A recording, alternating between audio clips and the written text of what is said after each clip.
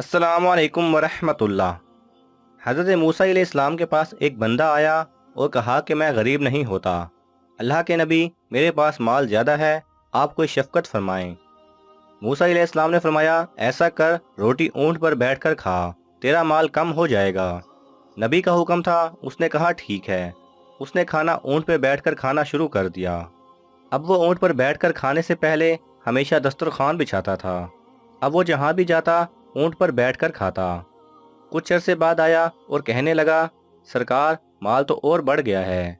तो मूसा अलैहिस्सलाम ने पूछा, मैंने तुझे कहा था ना, ऊँट पर बैठकर खाना है, क्योंकि ऊँट पर बैठकर खाने से दस्तरखान नहीं बिछता, खाने के ज़रे नीचे गिरते रहते हैं, ऊँट हिलता रहता है। तो मूसा अलैहिस्सलाम ने फरमाया, उसने कहा मैंने कपड़ा सिलवा लिया था।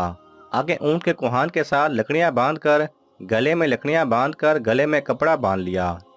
जब भी खाना खाता तो उसके ज़रे गिरते और फिर वो ज़रे इकट्ठे करता और फिर ऐसे बिल तलाश करता जो कीड़े मकोड़ों का बिल होता था और उनके सामने वो ज़रे डालता था।